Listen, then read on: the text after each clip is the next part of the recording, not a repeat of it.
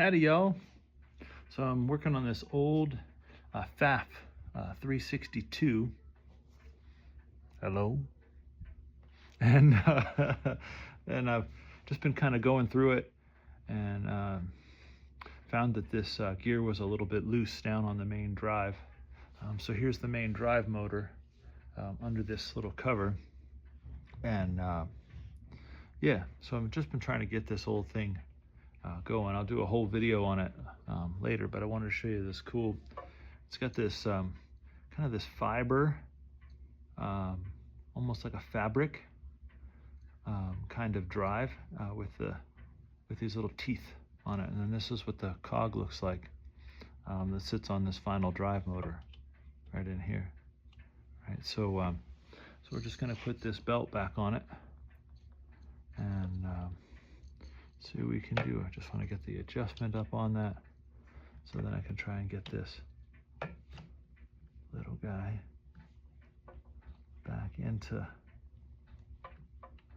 place on it. Yeah, pushing that little gear back on, and then you have to get into this little hole from the bottom here with this fine little screwdriver. I'm not sure if you can really see that in there. Whoops, I'm gonna bounce you in here. Boink, boink, boink, right? So I'm just trying to tighten that guy up against that. You see the flat side of this little shaft. And then there's a second little set screw in here to back that up. So we're gonna tighten that one up as well. Okay. We're gonna pick this guy up. Oh my gosh. Make these things out of iron. He's a great old German machine. These Pfaffs, right? So then we're just gonna try to put a little bit of tension on this. This is sort of the main drive. So I'm just gonna let the gravity kind of put that tension on there, because the teeth will help hold it. I don't want to prematurely wear this belt out, but we also don't want it to have any play.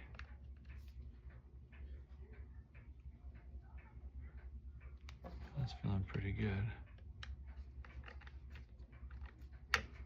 So these are sort of the two main screws to hold that motor in. I want to get those two tight. And then this is our adjustment. Okay, we got those kind of tight. Yeah. Yeah, that was running pretty smooth. Really nice. These little fiber belts make this machine run ridiculously quiet and ridiculously smooth.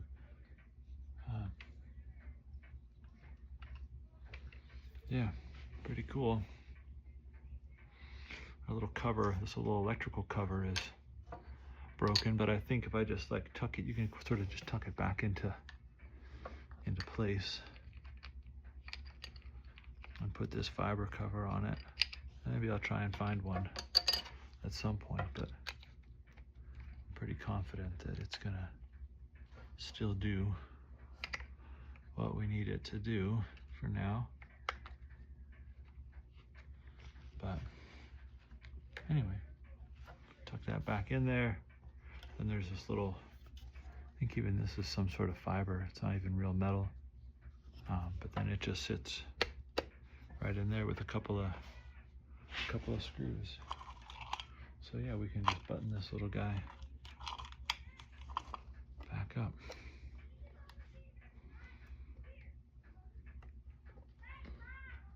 And I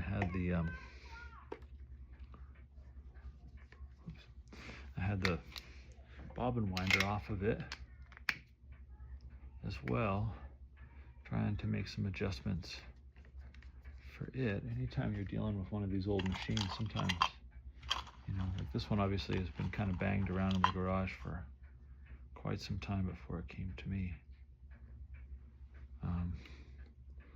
But it's fun to get it going When I got it, it was just running only zigzag, and I had to get down inside there and find there was like a little pivot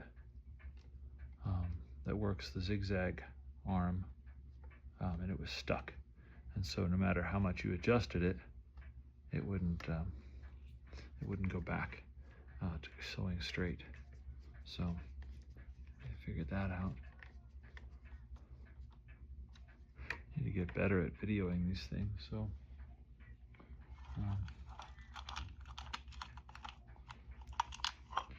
you know, oops. You know, I'm just a guy who loves sewing machines, loves old machines, like to figure this kind of stuff out. And you know, and I hope to empower y'all to do some of the same, right? These old machines are so great because they really were, even though they're not easy to work on, especially these European machines, right? Because you know, they're so small and tight, and all this like complex mechanism is like tucked into this, you know, really heavy iron chassis. But you still can get in there and work on them. It's really kind of surprising and really kind of lovely. But anyway,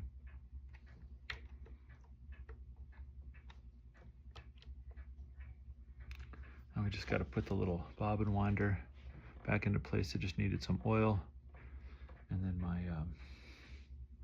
the replacement bobbins that I got for it were just a little bit smaller than this piece. So I had to file this down just a tiny bit because this goes in here, and then as your bobbin fills up, it kicks the little wheel off, dink, right there. Anyway, kind of amazing. Couple of little flat spots on this rubber wheel, but I think it'll still spin enough to fill a bobbin. So, good enough? All right, thank y'all.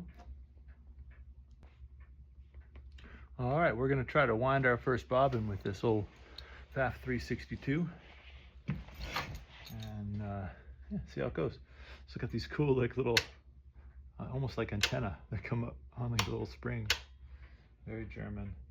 All right, and then your spool goes on here, and then it goes around the top of this is our tension. All right, and I found these little bobbins. It feels funny that they're plastic, but it's just what's available. They didn't change this bobbin design quite a bit or very much. There's a little slot right here, and then there's a little tiny little pin on here, and so you got to drop that down on that little pin and then push this forward and then click in this little arm. In a previous video I had to modify that. So let's see, and then we want to disconnect or disengage the drive on this so that the motor will just spin this pulley free. We'll see. We're gonna give it a go. See how it works. Holding on to the string.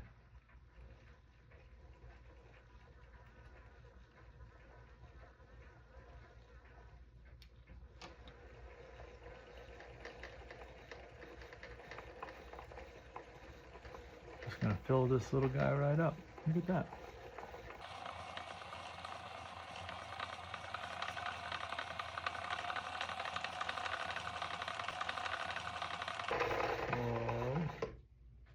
I don't know.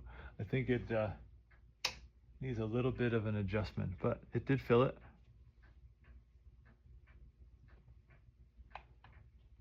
Grab my little snippers here. Cut that thread. Yeah. Kind of fun. I've never had a plastic bobbin before. It's kind of fun to see the colors through there. So obviously I need to adjust how soon this little guy kicks that off. This thing was all bent up So I still might need to bend it just a little bit more to do what he needs to do.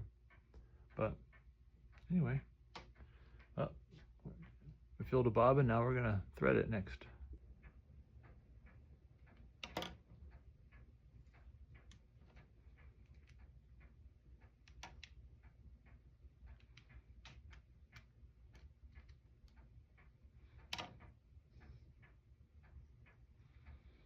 Yeah, well, let's just give it a try.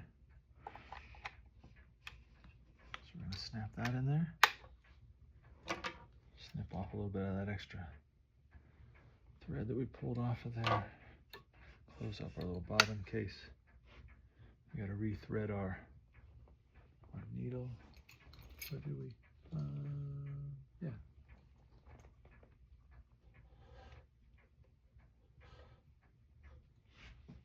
Oh, I do see a little spring in there. Look at that. Got this all the way out, and it still feels kind of tight, but we'll see.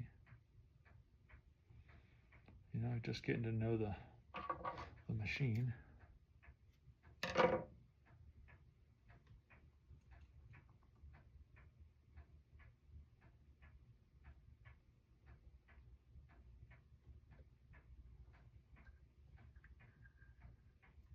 Okay, pull that through. Go down in here, see if it pulls up some thread, and it does. It's always like magic when that happens. All right, let's see.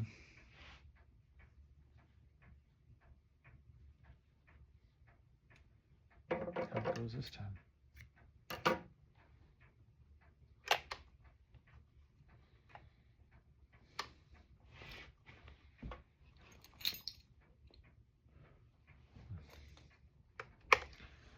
Just a little. Yeah, I'm just getting there's too much tension.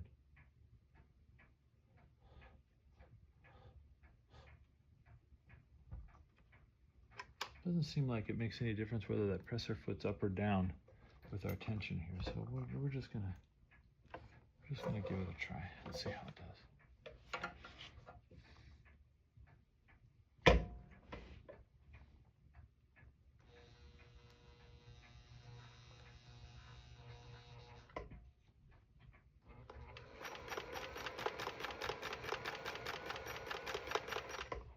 Let's see how it sews.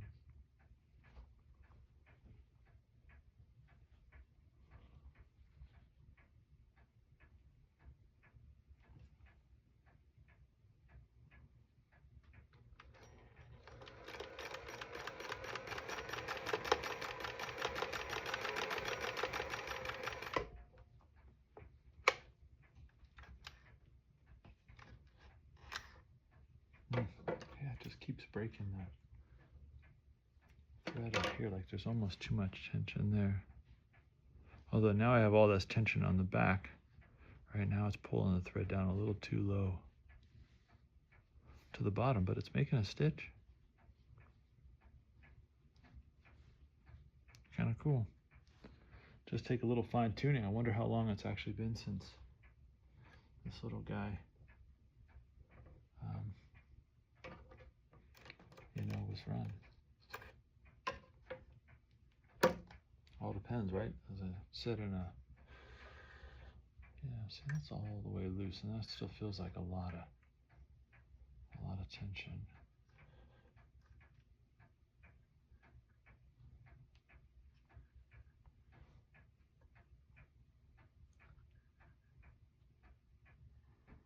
Well, that's feeling pretty good.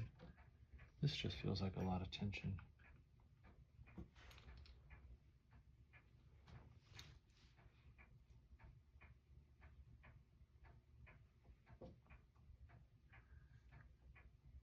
That's even more.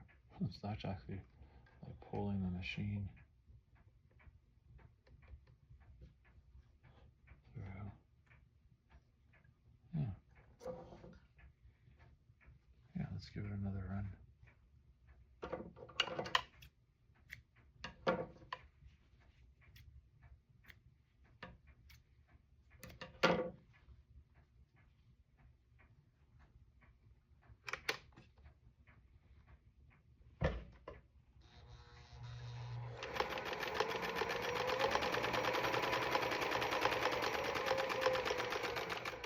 for the reverse. Ooh, reverse works. Yay.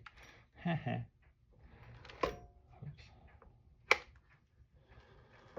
Ooh, it's getting better.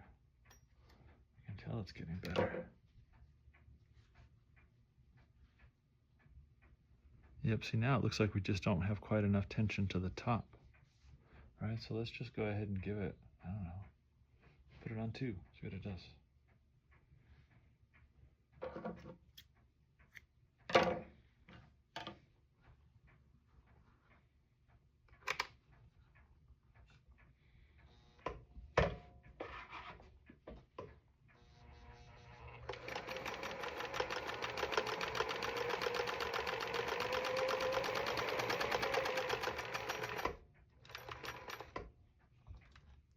I mean, and this is still the old needle, so I did get some new needles for it.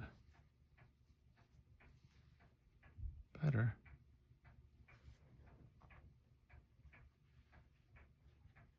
Better. Let's try to make a decent stitch. I'm going to add a little bit more length to that stitch. We'll just go max. Pretty amazing considering just a couple of days ago it wouldn't even sew straight at all. Now look, it's actually, well, it couldn't run straight, but now it's actually sewing straight.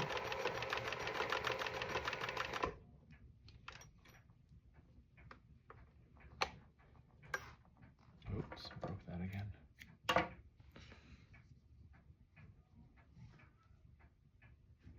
Yeah.